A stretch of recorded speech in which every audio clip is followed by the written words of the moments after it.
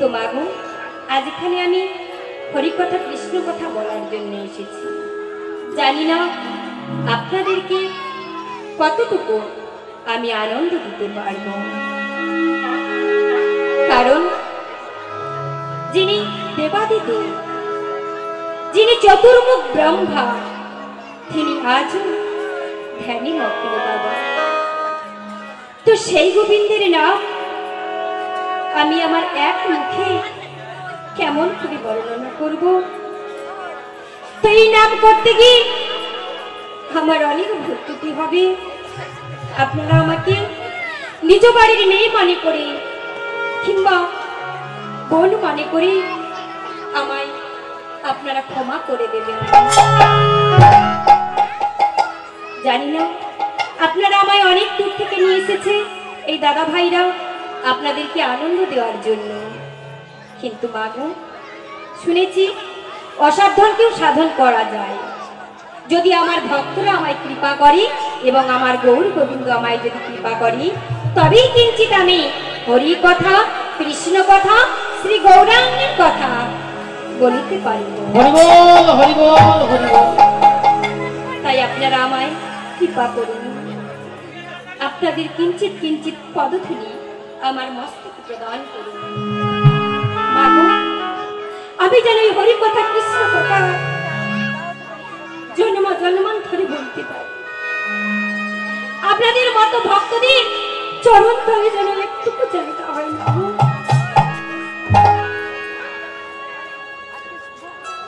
শ্রীগুরু নিতাই গৌর প্রেমানন্দে হরি হরি বল।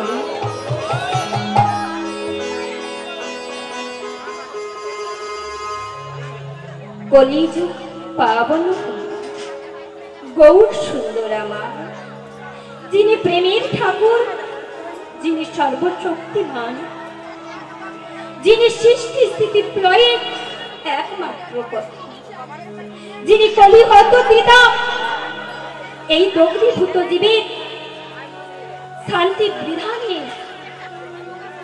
নির্মীয় স্বর ঐশ্বর্য ভগবান। তিনি তার 6টি ঐশ্বর্যকে বাবা বৃন্দাবনে রেখে আমাদের মতো কৃষ্ণ ভোলাবদ্ধ পতির জীবকে চেতনা দান দেওয়ার জন্য এসেছিলেন। শ্রী চৈতন্য নাম ধারণ করে চকারি চেতনা, তকারি জ্ঞান হেতুনা, আর নকারি জ্ঞান দাতক। তিনি সেই চৈতন্য শব্দ সূচাতে আমার মহাপ্রভু এই কলিযুগে এসেছিলেন। কত সালে? 1407 শতাব্দীতে আমার মহাপ্রভু জন্মগ্রহণ করেছিলেন মিশ্র ঠাকুরের প্রাঙ্গণে। এক ভক্তিমতী মায়ের কোল আলো করে নেমে এসেছিলেন আমার গৌর সুন্দর। ওমা, বলছি আমাদের কলি ভগবান কে গো মা? জানা আছে? ওমা, কথা না বললে ভালো লাগবে না, আমি একা একা বলে ভালো লাগবে? আপনারা সবাই মিলে বলুন। আর সামনে অনেক জায়গা আছে, আপনারা এগিয়ে এসে বসুন, তাহলে আমার গাইতে ভালো লাগবে। আমাদের কলির ভগবান কে গো মা? আমার মায়েরা জানে? জানেন মা? জানেন? জানেন কলির ভগবান কে? আমার গৌর সুন্দর। তো কলিযুগের ভগবান হলো আমার গৌর সুন্দর। তিনি কিন্তু নেমে এসেছিল হাতে নামের মালা নিয়ে। তিনি উচ্চ কণ্ঠে বলেছিল, তোমরা সবাই হরি নাম করো, কৃষ্ণ নাম করো, হরি নাম করো, কৃষ্ণ নাম করো।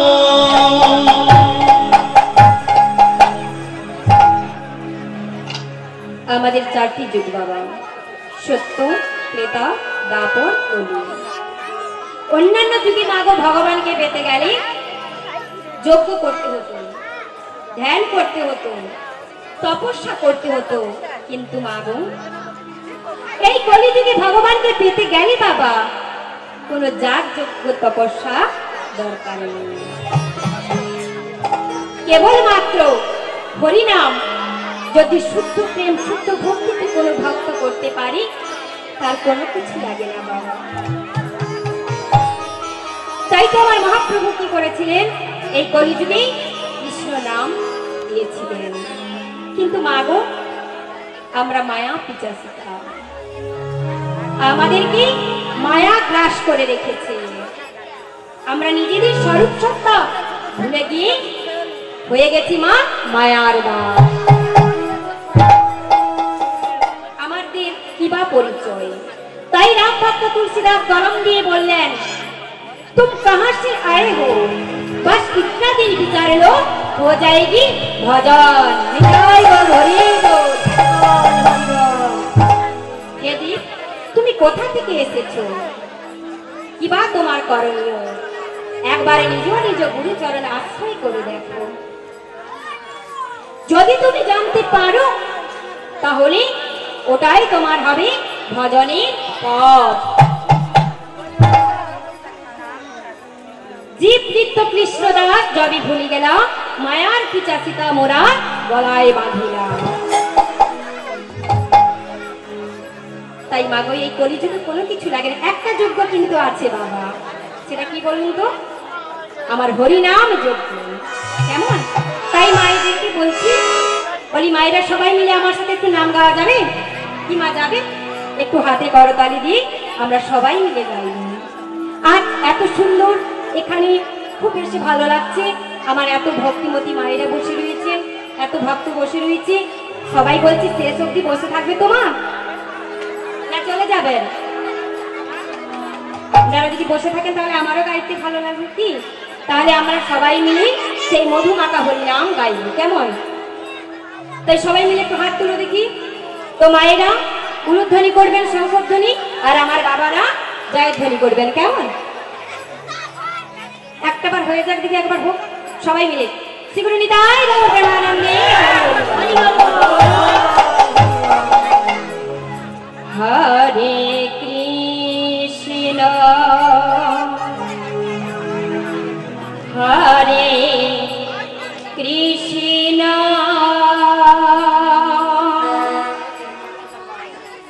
কৃষ্ণ কৃষ্ণ হরে হরে হরে রাম হরে রাম রাম রাম হরে হরে। হরে কৃষ্ণ হরে কৃষ্ণ কৃষ্ণ কৃষ্ণ হরে হরে হরে রাম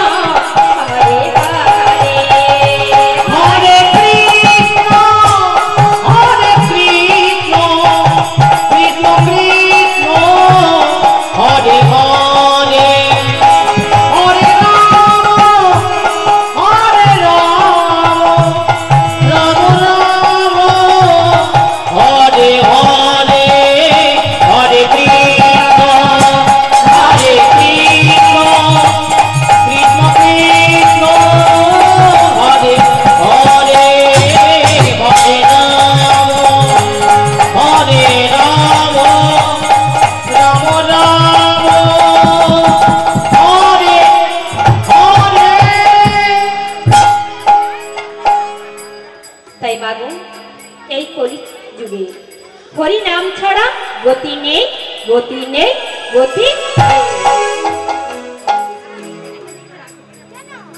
তাই মাগো, তাই আমার মহাপ্রভু কি বললেন, হরের নাম হইব, হরের নাম হইব, হরের নাম হইব কেবলম, কলৌ নাস্তে বা, কলৌ নাস্তে বা, নাস্তে বা গতিরাম।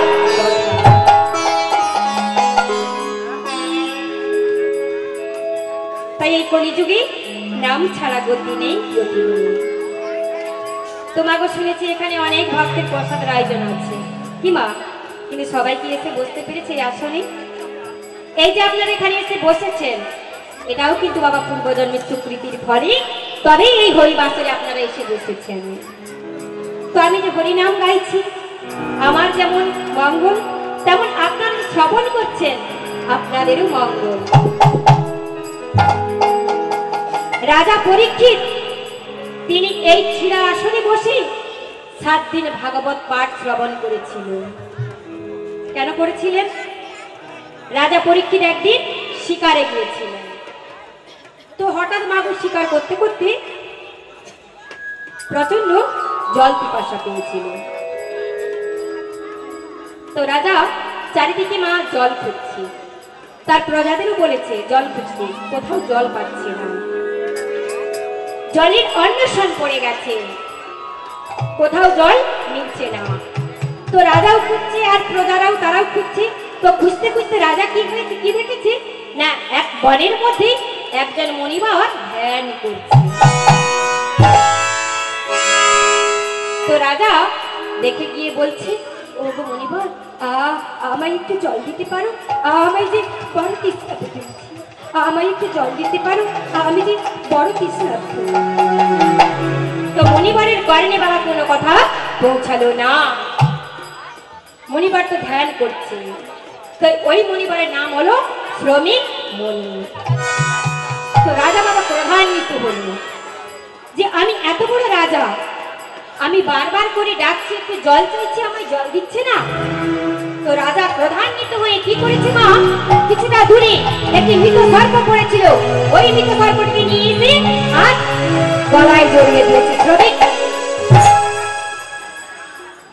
গলায় জড়িয়ে দিয়ে চলে গেছে। তো কিছুক্ষণ পরে ওখানে ওই শ্রমিক মুনির ছেলে সিংহী মুনি এসে উপস্থিত হলেন। তো সিংহী মুনি এসে দেখছে যে তার পিতার গলায় কে একটা মৃত সর্প জড়িয়ে দিল। তাই দেখে সিংহী মুনি রেগে গেলেন, আর ওই হাতে যে বাবা কমণ্ডল ছিল 3 ফোঁটা জল নিয়ে অভিশাপ করে হইল সিংহী যেন জ্বলন্ত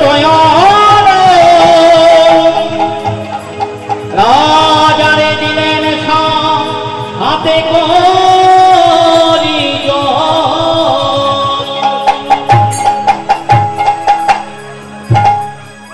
ওগো তুমি যেই খাও না কেন, 7 দিনের ভিতরে তোমার মৃত্যু হবে, মৃত্যু হবে, মৃত্যু হবে।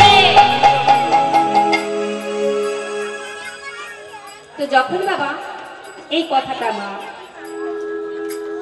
আজ রাজার কানে এলো, পরীক্ষিত রাজা, তো রাজা অনেকে জিজ্ঞাসা করলো যে কি করলে ওই অভিশাপ থেকে মুক্তি পাওয়া যায়। তো অনেকে বললেন যে তুমি দান ধ্যান করো, কেউ বললো গরু দান করো। কিন্তু পরীক্ষিতকে সুখদেব গোস্বামী বলেছিলেন যে যাই করো তুমি, কোনো কিছু দান ধ্যানের দরকার নেই, তুমি 7 দিন হরিনাম শোনো।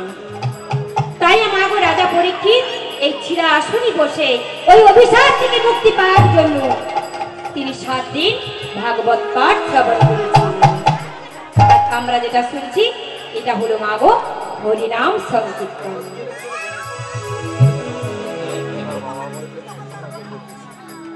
তো আজ আজকে আমরা যে লীলাটি আস্বাদন করবো মাগো, বেশি ব্যাখ্যায় যাব না, অনেক রাত হয়ে যাচ্ছে।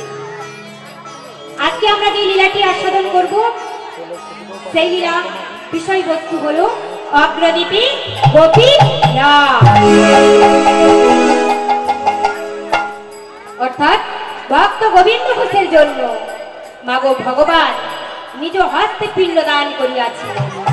আসুন আজকে আমরা সবাই মিলে সেই লীলা আস্বাদন করব।